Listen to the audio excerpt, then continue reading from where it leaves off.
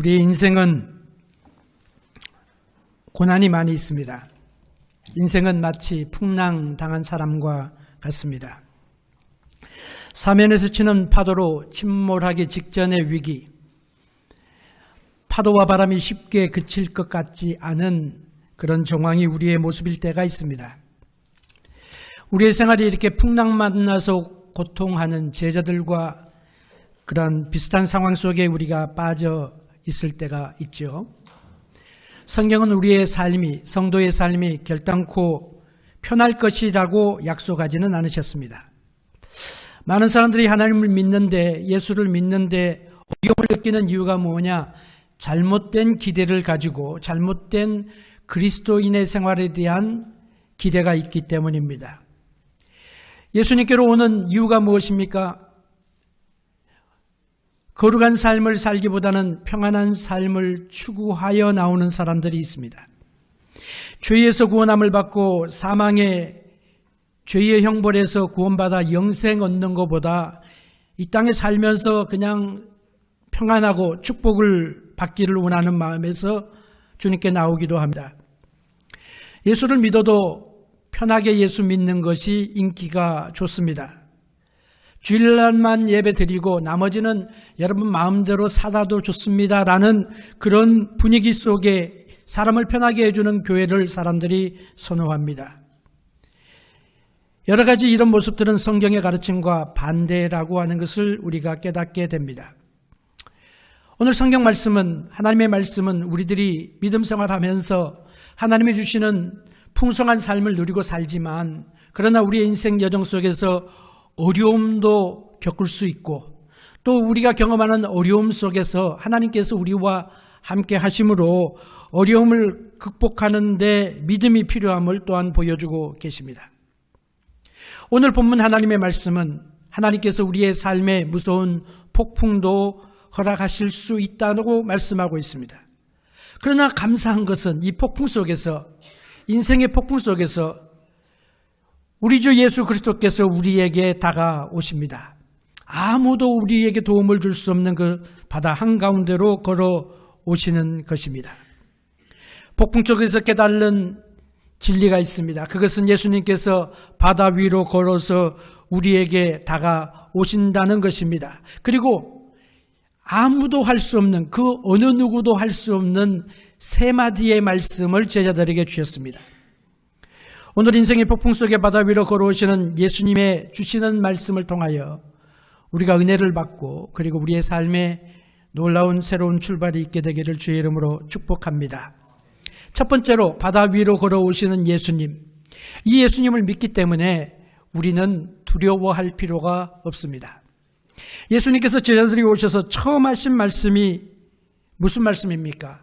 안심하라, 내니 두려워 말라. 안심하라, 내가 바로 예수다, 그리스도다, 그러므로 두려워하지 말라 말씀하셨습니다. 예수님께서는 제자들을 명하시고 다음 사역지로 보내셨습니다. 예수님의 태도가 여기 보니까 심상치 않습니다. 예수님께서 제자들과 군중을 떼어놓으시려고 하는 그런 의도가 분명히 있는 것 같습니다. 빨리 바다로 건너가라고 명령하셨습니다. 예수님의 명령을 들은 제자들이 머뭇거립니다. 군중들이 오병이어를 통하여 5,000명을 먹이고 12광주리가 남던 이 엄청난 사건을 보면서 군중들이 막 열광을 하고 예수님을 따라오는데 예수님께서 그들을 놓고 빨리 가라고 제자들을 쫓아내십니다. 제자들이 가려고 하지 않으니까 본문에 예수님께서 재촉하사 보내셨다고 했습니다. 그 후에 모든 무리들을 예수님께서 직접 돌려보내셨습니다. 그리고 예수님은 따로 산 위로 기도하러 가셨습니다. 산 위로 올라가셔 날이 저문 후에도 계속해서 기도하고 아침이 되도록 기도를 하고 계십니다. 제자들이 갈릴리 바다를 건너가는 것이 누구의 뜻입니까? 우리 예수 그리스도의 뜻입니다. 예수님의 명령입니다. 아침 4경에 이들이 폭풍이 만나게 되었다고 했는데 보통 유대인들은 마태가 유대인들을 위해서 기록했기 때문에 유대인의 시간을 가지고 이야기를 하는데 오늘 본문에서는 4경 로마 사람들이 쓰는 이야기를 가지고 이야기를 합니다. 그 이유는 정확한 시간을 우리들에게 알려주고 싶었던 것 같습니다. 예수님께서 저녁부터 9시간 동안 기도하는 시간을 보내셨습니다. 제자들이 육지에서 떠나 수리나 되었다. 원어 성경에 보면 4.6km 정도 떨어져 있습니다. 아무도 찾아올 수 없는 바다 한가운데로 나오게 된 것입니다. 예수님의 제자들은 예수님의 말씀을 듣고 예수님의 뜻에 순종하여서 바다로 나갔습니다. 건너편으로 가려고 출발했습니다. 그런데 순종하여 가는 인생의 그들의 항해 속에 풍랑을 만나게 된 것입니다. 지난 몇 시간 동안 이들은 파도와 바람과 풍랑과 사투를 벌였습니다. 이제는 주님의 말씀을 순종하기도 불가능한 어려운 지경에 이르게 되었습니다. 지쳤습니다. 폭풍이 두렵습니다. 제자들을 삼켜버릴 것과 같습니다. 이때 물 위로 걸어오시는 분을 보게 되었습니다. 유령인가 하여서 엄청난 두려움이 그들에게 임하게 되었습니다. 예수님께서 하시는 첫 번째 말씀이 안심하라 내니 두려워 말라 말씀하셨습니다.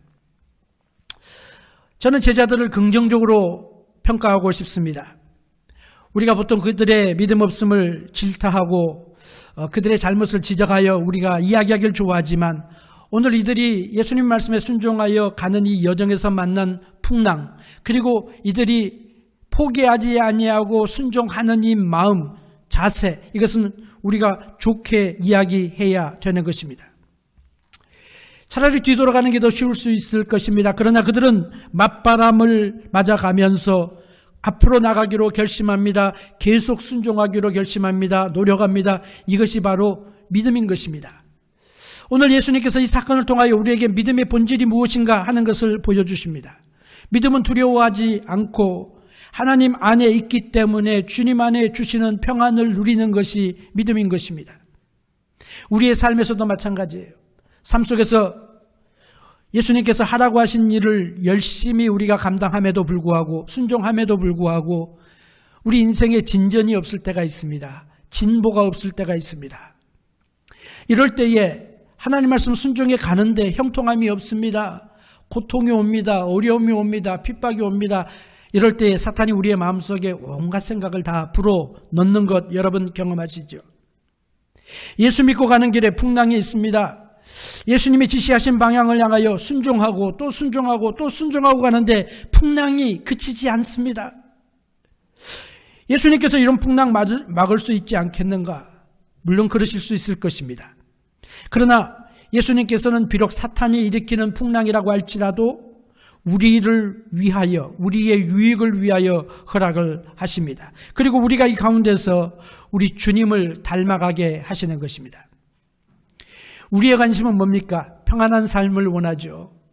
형통한 삶을 원하죠. 그래서 주님께서 원하시는 것은 우리의 평안한 삶보다도 우리가 예수님 닮아가는 인격적인 성숙함을, 신앙의 성숙함을 더 원하시는 것을 깨닫게 됩니다.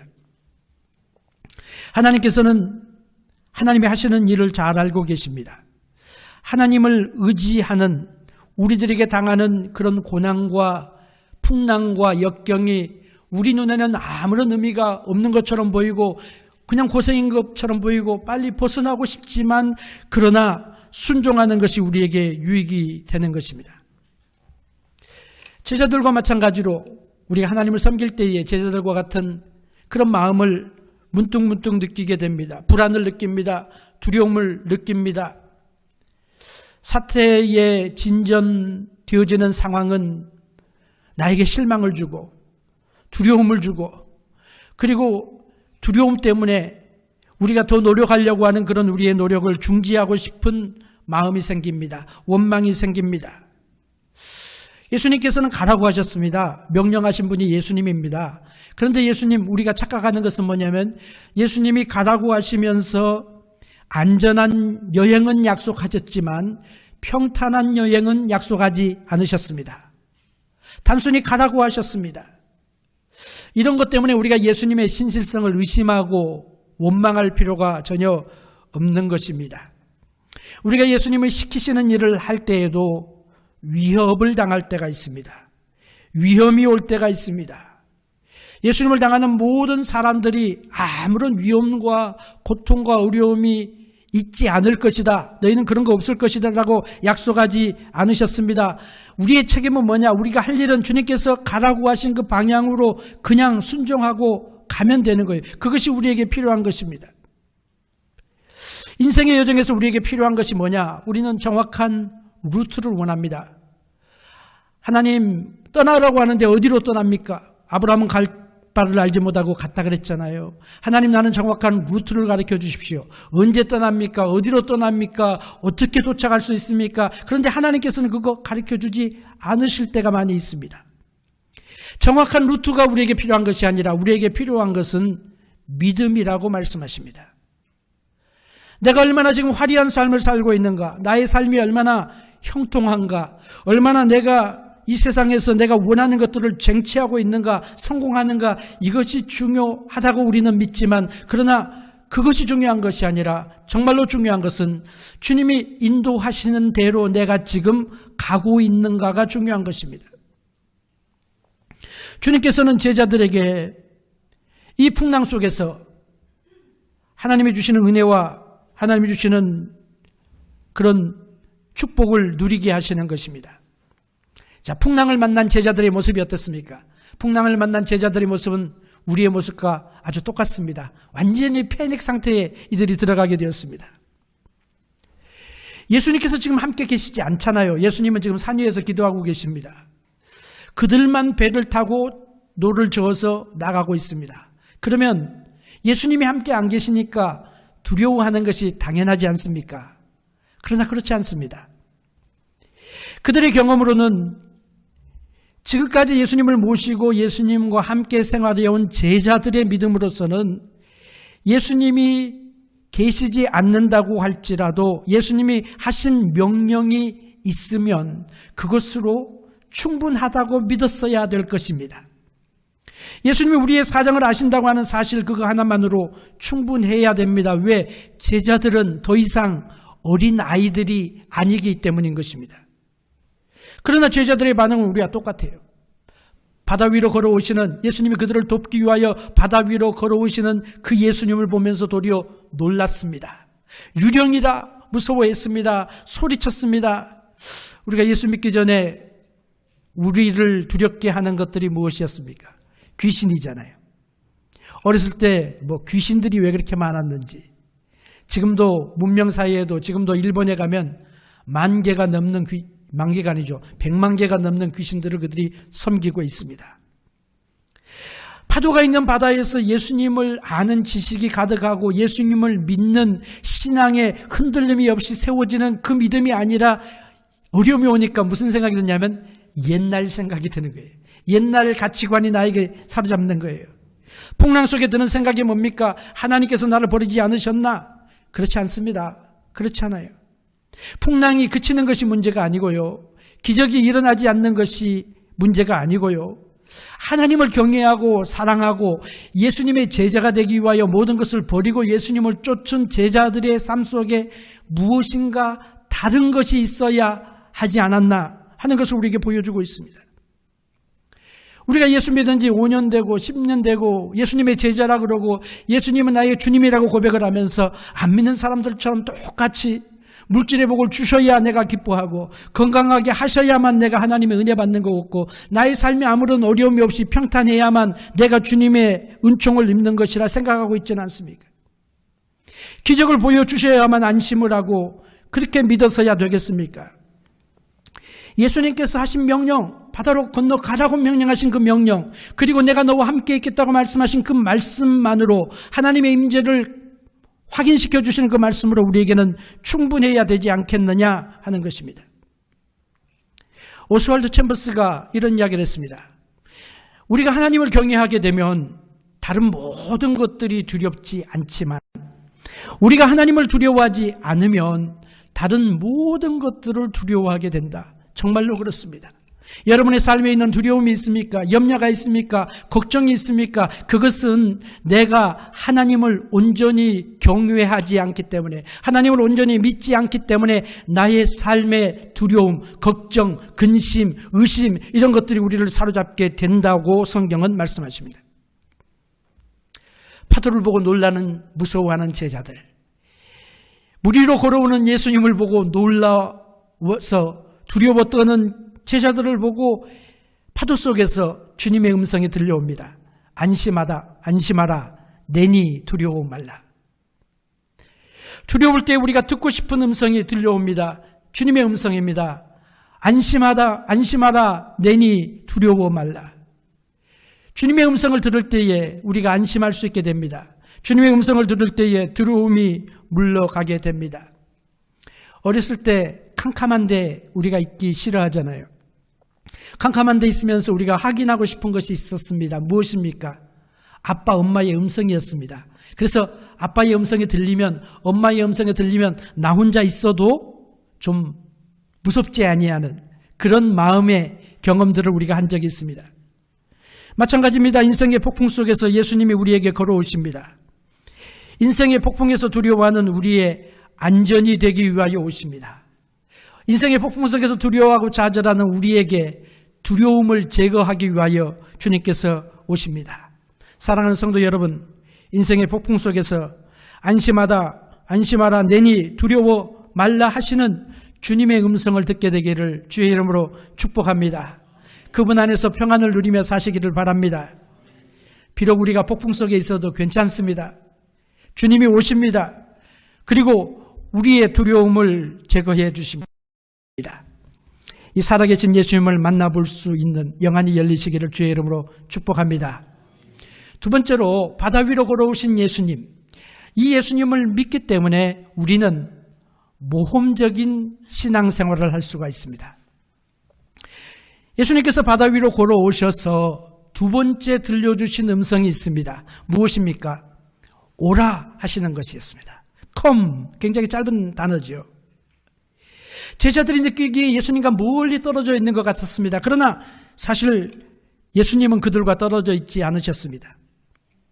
예수님께서 긴 기도 시간 중에서 산에 올라가서 기도하셨으니까 갈릴리 호수는요, 우리가 생각하는 바다가 아닙니다. 호수입니다. 그래서 산 위에 올라가서 이렇게 보면 호수에서 무슨 일이 일어나고 있는지를 보고 있습니다. 마가복음에 예수님께서 그것을 보셨다고 했습니다. 그리고 그들에게 다가오셨다고 말씀하셨습니다.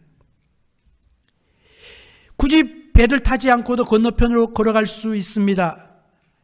그런데 풍랑 가운데서 고통당하고 있는 제자들을 보시고 예수님께서 그들이 필요할 때에 지체하지 아니하고 그들에게 오셨습니다. 물 위로 걸어오셨습니다. 얼마나 놀라운 일입니까? 물 위로 걸어오시는 예수님. 그런데 사실 우리에게는 놀라운 일이지만 우리 예수님에게는요, 바다 위를 걷는 거나 육지 위를 걷는 거나 마찬가지입니다. 물 위를 걷는 거나 마른 땅을 걷는 거나 예수님께는 마찬가지입니다. 왜? 예수님은 창조. 지금 이 풍랑 속에서 물 위로 걸어오시는 예수님이 제자들에게 보여주시는 것은 내가 바로 창조주 하나님이라고 하는 사실을 보여주시는 것입니다. 물 위로 걸어오시는 이유가 무엇입니까? 제자들을 안심시키기 위한 것입니다. 물 위로 걸어오셔서 풍랑 속에서 고통당하는 이들에게 보여주시는 것이 무엇입니까? 주님께서 언제나 함께 있다고 하는 사실을 보여주십니다. 바다 가운데 제자들은 아무도 도움을 줄 수 없는 것을 알았습니다. 이 사람들은 어부들이 많이 있습니다. 바닷가에서 자란 사람들, 갈릴리 호수 주변에 살았던 제자들이 대다수였습니다. 그래서 그들은 갈릴리 폭풍의 특징을 잘 알고 있습니다. 바다 가운데서 풍랑을 만나면 그 누구도 도움을 줄 수가 없습니다. 바다 가운데서 숨을 댈 수밖에 없습니다. 그런데 예수님께서는 사람들이 아무런 도움을 줄 수 없는 절망의 바다 한가운데 우리가 놓여 있다고 할지라도 우리를 찾아오실 수 있는 분이라고 하는 사실을 본문을 통하여 우리에게 가르쳐 주십니다. 믿습니까? 예수님께서 그냥 바다 건너편으로 가실 수 있었을 거예요. 먼저 바다 건너편에 가셔가지고 기다릴 수 있었을 것입니다. 그러나 예수님은 물 위를 걸어서, 바다 위를 걸어서 제자들에게 가셨습니다. 안심하라, 내니 두려워 말라, 내가 너희와 항상 함께 있다. 예수님께서 승천하시면서 하신 말씀이 무엇입니까? 내가 세상 끝날까지 너희와 항상 함께 있으리라. 비록 그들의 눈에는 예수님이 보이지 않았지만 예수님께서 그들과 항상 함께 계시다고 하는 사실을 그들은 이 경험을 통하여 풍랑 속에 물 위로 걸어오신 예수님을 통하여 깨닫게 되었습니다. 제자들이 경험했던 그들이 가장 무서워하는 패닉 상태에서 죽을 수밖에 없는 그런 상황 속에서 그 모든 상황이 예수를 믿는 하나님의 자녀들에게는 예수님께로 나가는 사닥다리가 된다고 하는 사실입니다. 믿으시기를 바랍니다. 예수님은 어느 상황에서도 통치하고 계십니다. 컨트롤하고 계십니다. 우리가 폭풍을 당하는 것도요, 너무 쉽게 말하면 안 되지만 그러나 주님의 목적이 있습니다. 하나님의 목적이 있습니다. 인생의 폭풍에 두 가지 종류가 있습니다. 하나는요, 우리가 잘못할 때 우리의 잘못을 고쳐주시는 폭풍이 있습니다. 누가 경험했죠? 선지자 요나가 하나님 말씀 불순종해가지고 니느웨로 가라 그랬는데 반대편 다시스로 가다가 당한 폭풍은 그의 잘못을 고쳐주시는 하나님의 사랑의 폭풍이었습니다. 또 다른 폭풍은 뭐냐면 우리의 완전함을 위하여 주시는 폭풍입니다. 제자들의 경우에는 특별한 의미가 있어요. 영적으로 무감각해진 그들을 깨워주시기 위한 것입니다. 세상에 관심을 가지고 세상에 빠져가는 그들을 건져주시기 위한 것입니다. 오병이어를 통하여 5,000명을 먹이시고 남자만 5,000명을 먹이시고 12광주리가 남았습니다. 신바람 나는 일이었습니다. 예수님의 여러 가지 표적이 있었지만 오병이어의 표적처럼 사람들의 마음을 사로잡은 표적이 없었습니다. 사람들의 마음을 뒤집어 놓았어요. 그래서 갈릴리 사람들이 어떻게 하느냐, 본문에 나와 있지 않지만 요한복음에 보면 예수님을 우리가 왕으로 추대하자. 예수님이 왕이 되시면 먹을 것, 입을 것 걱정 없을 것 아니겠습니까? 병원 만들 필요 없지 않겠습니까? 다 고쳐주시고 다 입혀주시고 다 먹여주실 터이니까. 제자들이 이 말에 귀가 솔깃했어요. 그래서 예수님께서 그들을 떼어놓으셨습니다. 그리고 제자들을 갖다가 등 밀어서 제촉하셔서 바다로 가게 하시고 풍랑이 오도록 허락을 하셨습니다. 더구나 그 다음날요, 요한복음에 보면은 예수님을 왕으로 추대했던 사람들이 예수님의 본심을 알게 됩니다. 예수님은 세상의 왕이 되는 것에 관심이 없으셨습니다. 예수님은 온 인류의 구원자가 되기 위하여 오셨습니다. 그래서 정치적인 왕이 되려고 하는 것을 추대를 거부하니까 그들이 예수님 말씀이 어렵다 그러고 떠났습니다. 심각한 시험이 그 다음날 오게 되었습니다. 그걸 대비하기 위하여 예수님께서는 제자들로 하여금 풍랑을 통과하게 하시고 풍랑 속에서 전적으로 예수님만을 바라보게 하시고 그리고 예수님만을 믿게 하시는, 예수님이 누군지를 확실하게 경험하게 하시는 그런 놀라운 계획과 섭리가 본문 속에 내포되어져 있습니다. 결론적으로 말하면 이렇습니다. 우리가 당하는 풍랑이 어떤 풍랑이든지 간에 우리 주님께서는 결과적으로 우리에게 유익이 되도록 만들어 주신다는 약속인 것입니다. 물론 제자들이 예수님이 기적 행하시는 분으로 알았습니다. 믿었습니다. 그러나 제자들은요, 단순히 예수님이 기적을 행하고 병을 고치시는 그런 분이 아니라 그보다 더 나가야 되는 것. 뭐가 더 나가는 것입니까? 예수님이 창조주이심을 봐야 되는 거죠. 예수님이 만유의 주이심을 보는 것이죠. 예수님이 단순히 폭풍을 그치는 것이 아니라 예수님의 임재가 제자들을 떠나지 않는다고 하는 사실들을 그들이 마음속에 각인해야만 됐습니다. 그래야 사명을 감당할 수 있으니까. 마침내 예수님의 음성을 듣고 베드로가 눈이 열렸습니다. 예수님을 알아보았습니다. 할렐루야. 그리고 베드로가 예수님께 부르짖습니다. 주여 만일 주시여든 명하사 나를 물 위로 오라 하소서. 베드로가 맨 처음으로 믿음으로 반응합니다. 멋있는 사람이에요, 베드로. 우리가 베드로 흉도 보고 뭐 그러게 하지만은 베드로 참 멋있는 사람이에요. 적극적인 믿음을 가진 사람이에요. 만일 주시여든 예수님을 주라고 부릅니다. 만일 주님이 오라고 하시면 제가 모험을 하겠습니다. 그러나 주님께서 오라고 하지 않으면 저는 모험하지 않겠습니다. 바른 자세입니다. 물론 만일이라고 하는 그 말이 좀 의심의 표현이죠. 더 좋은 고백이면 어떻습니까? 오, 주님이시지 않습니까? 그렇게 나왔으면 더 좋겠죠. 근데 만일 주님이시면 나를 명하사 물 위로 걷게 해주십시오. 만일은 의심의 표현입니다. 적은 믿음을 가졌다고 지적을 받았습니다만 베드로의 이 한마디, 예수님의 말씀이라면, 예수님의 명령이라면 예수님이 물 위를 걸어오신 것처럼 나도 무리를 걸을 수 있다고 확신하게 된 것입니다. 나를 명하사 무리로 오라 하소서, 그 말은 사실은 의심이 아니라 믿음의 고백이에요. 여러분, 우리가 믿음이 있는지 믿음이 없는지 우리의 말을 들어보면요, 알 수 있습니다. 여러분, 내가 하는 말을 여러분 스스로 들어보시기를 바랍니다. 어떤 언어를 여러분들이 사용하고 있는지를 한번 들어보시기를 바랍니다.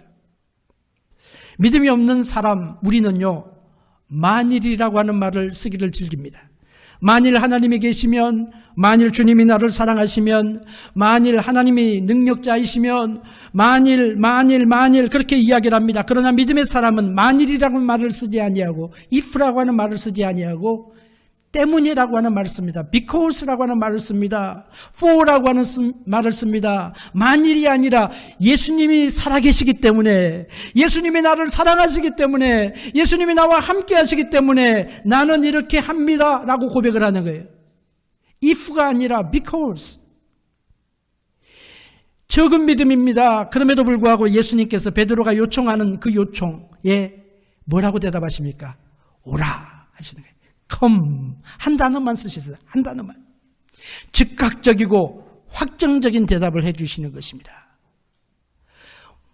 풍랑 속에서 물결이 지금 뛰노는데 예수님께 나가겠다고 하는 것은 믿음의 요청입니다. 인생의 풍랑 속에서 예수님을 바라볼 수 있는 것은 축복입니다. 믿음입니다. 근데요, 이 초청은요, 제가 분명히 믿기는 베드로에게만 해주신 초청이 아니라 믿음으로 바다 위를 걷는 것과 같은 불가능을 향하여 예수님 바라보면서 도전하기를 원하는 모든 사람들에게 주시는 축복인 줄로 믿습니다. 믿으십니까? 믿으세요. 제가 증명해 드릴게요. 만약에 이 말이 베드로에게 개인적으로 하신 말이라면 베드로에게 뭐라고 말씀하셨습니까? 하셨겠습니까? 베드로야 오라 그랬을 것입니다. 우리가 나사로의 죽은 지 나흘 된 나사로, 그렇죠? 예수님 오시오 그랬는데 안 오셨다가 죽은 지 나흘 돼가지고 오신 그 예수님 앞에서 그냥 섭섭해 하는데 예수님께서 나사로를 살려주시죠. 뭐라고 살려주십니까? 무덤 앞에서 무덤문을 열라고 말씀하시고 나사로야 나오너라 그랬어요. 만약에 예수님께서, 우리 묵상하면서 그런 이야기 했죠. 예수님께서 나사로야 나오너라 그러지 아니하고 나오너라 그랬으면 어떤 일이 일어났을까요? 죽었던 모든 사람들이 다 나왔을 것입니다. 예수님 그거 원치 않으셨어요. 나사로 한 사람을 통하여 예수님의 부활의 주인 되심을 보여주시고자 한 것입니다. 그래서 나사로야 나오너라고 말씀하셨어요. 오늘 본문에 베드로만 무리를 걷기를 원하시고 베드로에 대한 특별한 섭리로 오라고 하셨다고 할 것 같으면 베드로야 오라 그랬을 것입니다. 근데 예수님께서 그러지 않으셨어요. 그냥 come 하셨어요. 오라 그러셨어요. 다른 말로 하면 예수님을 의지하여 믿음으로 발을 딛기 원하는 모든 사람을 향한 초청인 줄로 믿으시기를 바랍니다.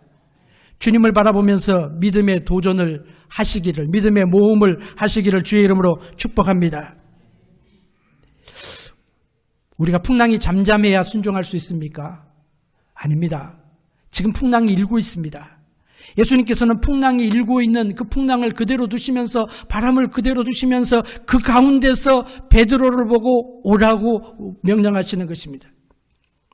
베드로가 시선을 예수님께 고정합니다. 베드로가 예수님을 바라보면서 물 위에 발을 내딛었습니다. 베드로가 예수님을 바라보면서 물 위를 걸었습니다. 예수님께로 한 걸음 한 걸음 걸어가게 됩니다. 베드로가 물 위를 걷고 있습니다. 이 엄청난 놀라운 사건이 아니겠습니까?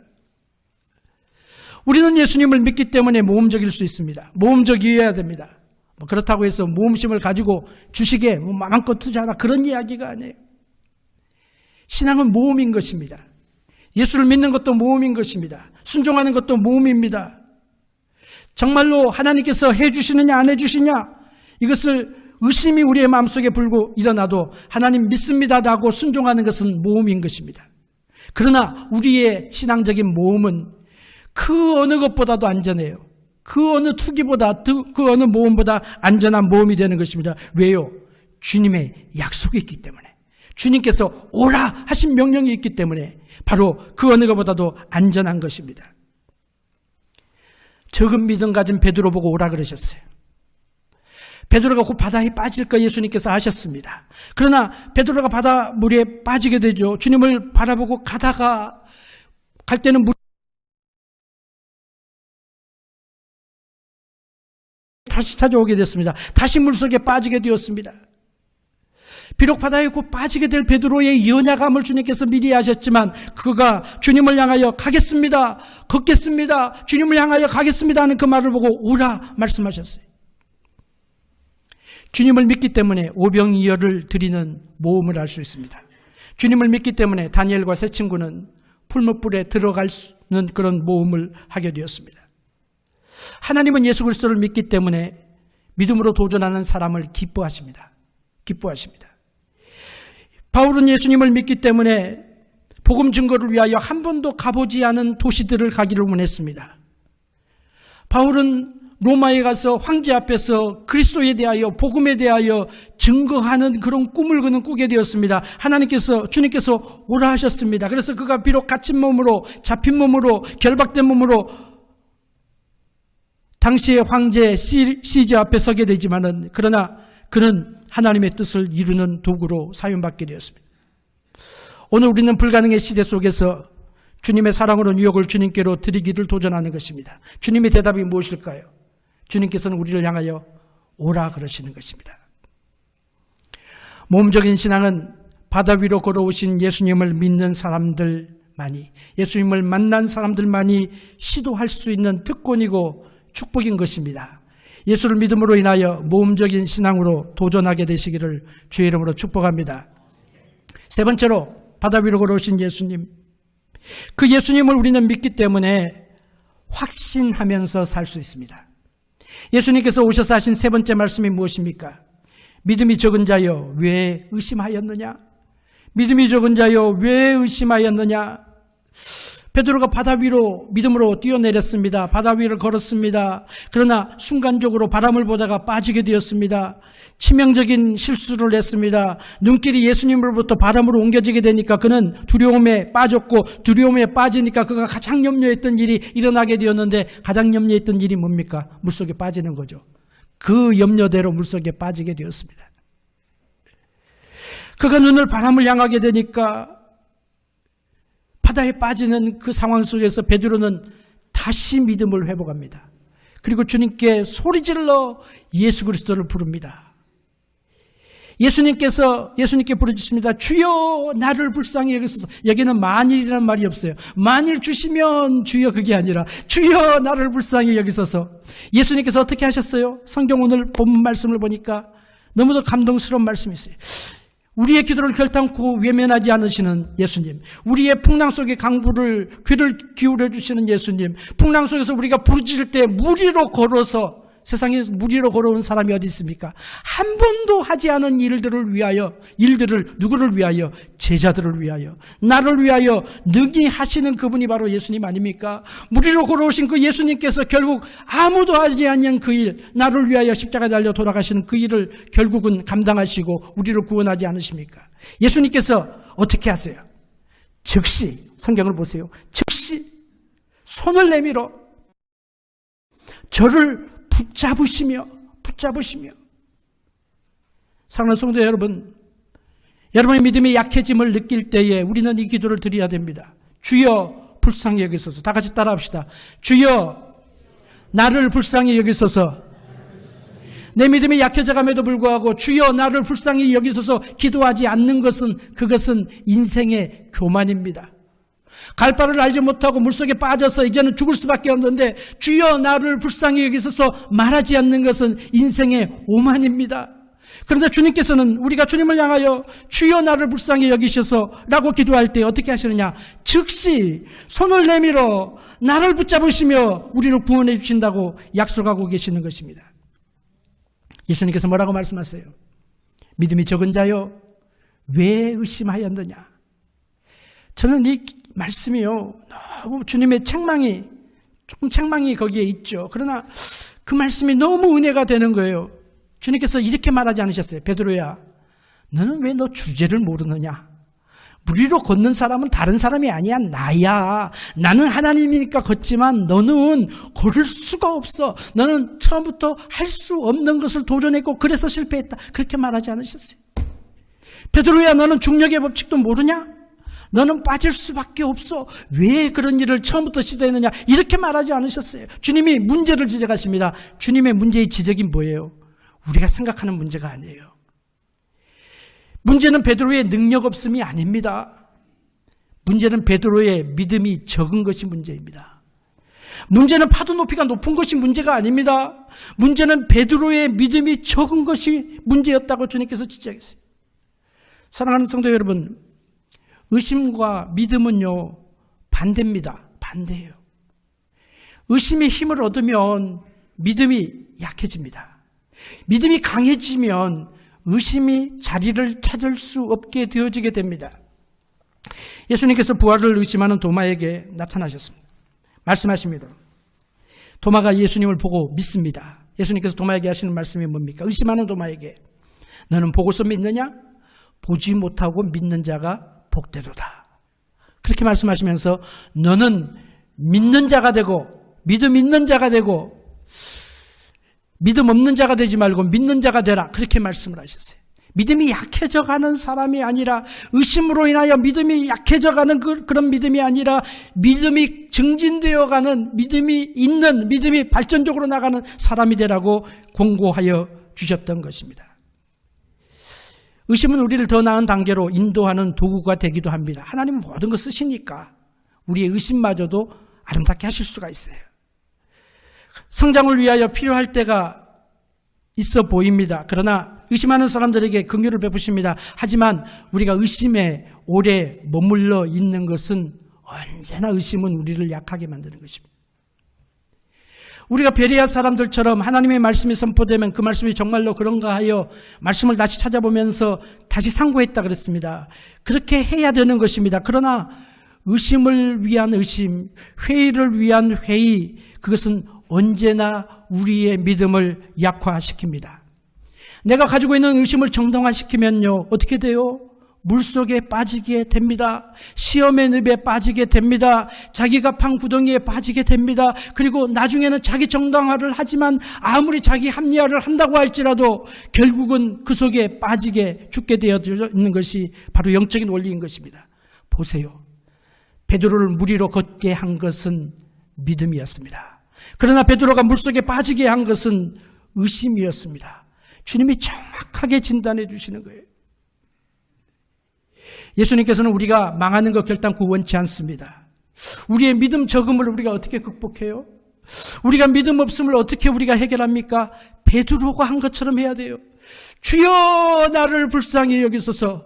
주여 나를 불쌍히. 베드로는 자기 자신의 모습을 알았어요. 물속에 빠져들어가는 모습을 알았어요. 조금만 더 내려가면 물 안으로 내려갈 것을 그는 알게 되었기 때문에 예수님께 소리를 질렀던 것입니다.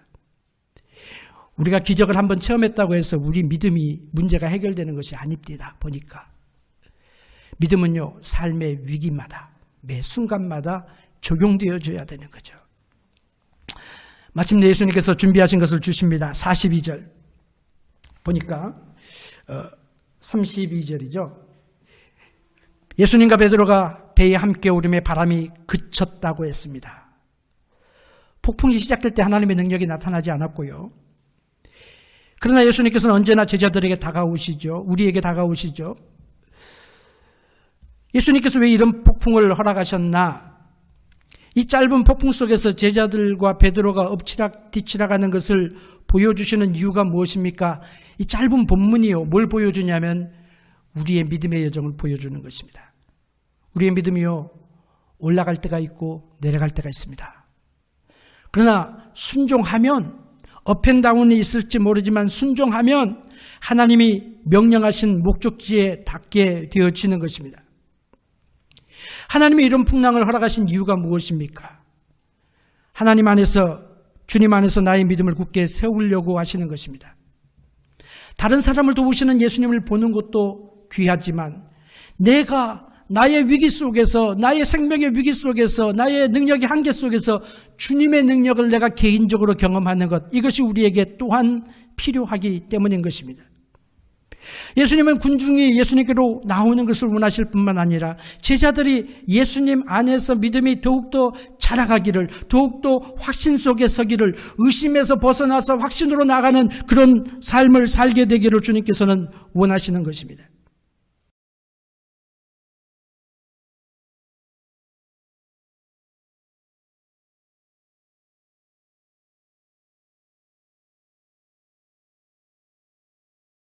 다른 사람들의 병을 고치는 것을 보아왔죠. 이제는 그들 자신이 예수님에 의하여 어루만짐을 받게 되는 것입니다. 그리고 이제는 예수님께 대하여 새로운 믿음이 생겼습니다. 이해가 생겼습니다. 33절을 다 함께 읽어보겠습니다. 시작. 배에 있는 사람들이 예수께 절하며 가로되 진실로 하나님의 아들이로소이다. 아멘. 이제는 뭐예요? 예수 그리스도가 주님이십니다. 이제는 예수 그리스도께서 하나님의 아들이십니다. 하나님의 아들이란 말은요, 예수님이 하나님이십니다 라는 유대적인 표현입니다. 그리고 예수님께, 하나님께만 받으시는 그 경배를 드립니다. 이제는 모든 것들이 다르게 보입니다.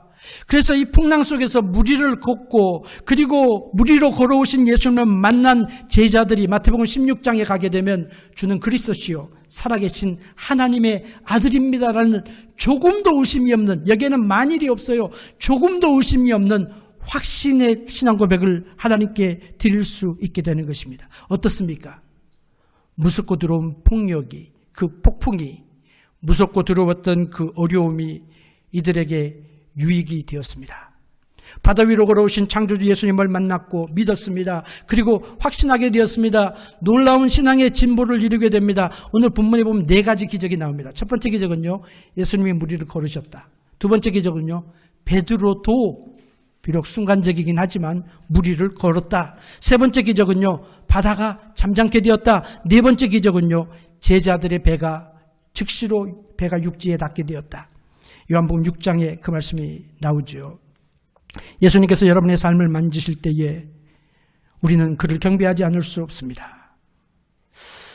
다음 날 아침에 무슨 일이 일어난 줄 아시죠? 이제 34절부터가 이제 그건데 마태복음은 그게 안 나와요. 근데 요한복음에 보면요, 그들이 예수님 앞에 먼저 달려왔습니다. 예수님 건너편에 먼저 와가지고 예수님이 도착하기를 기다리고 계십니다. 예수님께서 자기에 대해서 설명하십니다. 내가 생명의 떡이다. 나를 먹는 자는 산다. 내가 죽어야 된다. 십자가에 달려 죽을 것을 말씀합니다. 이들이 어렵다 그러고 다 떠났어요.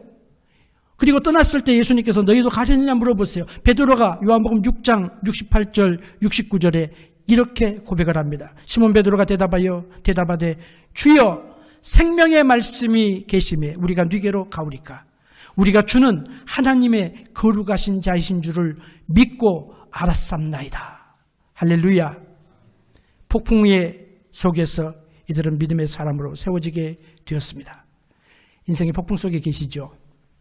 안심하라 내니 두려워 말라. 주님의 음성을 들으시길 바랍니다. 앞길이 안 보이고 무엇을 해야 될지 소망이 없으시죠. 믿음으로 예수를 믿는 자들에게 모험적인 가능성을 열어주시는 오라 하시는 주님의 음성을 들으시길 바랍니다. 폭풍 속에서 의심하지 말라는 주님의 말씀을 듣고 예수님을 확신하며 살아가는 그 놀라운 은혜가 우리 모두에게 있게 되기를 주의 이름으로 축복합니다.